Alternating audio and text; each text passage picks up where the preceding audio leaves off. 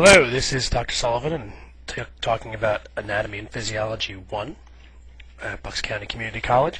And this particular video discusses DNA structure. We're in Unit 4 right now, which is entitled DNA and Protein Synthesis. And this video we're just going to be talking about DNA structure so we can understand how protein synthesis takes place due to the structure of DNA. In this image that I have for you right here, you can see that we've illustrated the coiling effect of a molecule of DNA as it's bound together by structures called histones into a spherical structure called a nucleosome, which is a combination of DNA and the histones that are holding it together. Those spherical structures are going to coil themselves into what's called chromatin. Chromatin is genetic material, and we're going to see when we talk about cell division how chromatin will eventually coil itself up and condense into chromosomes. Chromosomes are what is storing our genetic information. So we get our chromosomes from our parents, 23 from mom and 23 from dad, and those chromosomes are storing all the genetic information that our parents are passing on to us, like our height and our hair color, our skin color, our eye color, etc., and all the different things, including the enzymes we produce or don't produce, or the photoreceptors we produce or don't produce, passing on color blindness, etc. So all of the things about us are passed on from our parents in these chromosomes, which are really just condensed, coiled up molecules of DNA. DNA has a specific structure called a double helix. The double helix describes the structure of a ribbon on one side with extensions coming off of it internally, attached to a mirror image of that ribbon on the other side, bonded to the extensions coming off internally. And that creates a twisted structure called a double helix. The double helix of DNA consists of a molecule called deoxyribose, which is a sugar, a phosphate group, and then these extensions called nucleotide bases. And the specific nucleotide bases are called adenine, guanine, thymine, and cytosine. Those are the nucleotide bases you find in DNA. When we move to this picture, we can see more specifically the double helix with the nucleotide bases labeled. The interesting thing and unique thing about these nucleotide bases is that they will bond to other nucleotide bases using a hydrogen bond. But the important thing that makes DNA so useful and makes our protein synthesizing somewhat predictable is that these nucleotide bases will only bond to another specific nucleotide base. For example, adenine will only bond to thymine in DNA. Guanine will only bond to cytosine in DNA. If you look at the molecular structure in the middle, you'll see that we have the backbone, which is sugar, the deoxyribose, and phosphate, and then attached to that, going towards the other side of the double helix, is the nucleotide base, cytosine here, or guanine here. That is hydrogen bonded to another nucleotide base. If it's cytosine on one side, it has to be guanine on the other. And then its backbone, which creates this double helix. So one section of the double helix would be sugar and phosphate, cytosine, guanine, sugar and phosphate.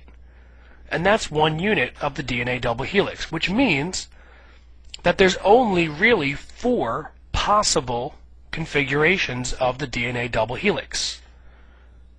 Sugar phosphate, cytosine, guanine, sugar phosphate, guanine, cytosine, sugar phosphate, thymine, adenine, sugar phosphate, or sugar phosphate, adenine, thymine, sugar phosphate, which is not pictured in this here. But those are the 4 basic possible configurations of the DNA double helix. The reason why this is so important to us is because eventually this double helix is going to split. So we can produce a structure called RNA. We produce RNA because we know that these nucleotide bases have an affinity for only one other nucleotide base. So when we build a unit of messenger RNA, for example, which we'll talk about later, we can predict what that messenger RNA is going to look like because we know adenine will only bond to one other type of nucleotide base, guanine will only bond to cytosine, etc. So it's going to be very helpful because this is what's going to drive our protein synthesis. Every 3 nucleotide bases is called a base triplet. The base triplet is a set of 3 nucleotide bases that will eventually code for one specific amino acid. Now we know from the chemistry units that a protein is a strand of amino acids held together by peptide bonds. And what makes one protein different from another protein is the sequence of those amino acids and which amino acids are in that particular chain. The DNA is going to predict what kind of proteins we're going to produce because the DNA has a specific sequence on it of base triplets. So if this base triplet codes for methionine, methionine will be produced in the protein. And if the next base triplet codes for tryptophan, then tryptophan will be the next protein in the chain. And so on and so on and so on, creating this long chain of amino acids held together by peptide bonds that makes a protein. So the proteins that they're going to produce or synthesize are going to help to form a lot of the different things that our bodies make, like enzymes and hormones and membrane proteins, for like ion channels in the cell membrane, or plasma proteins like transport proteins or hemoglobin that allows us to function in our everyday lives.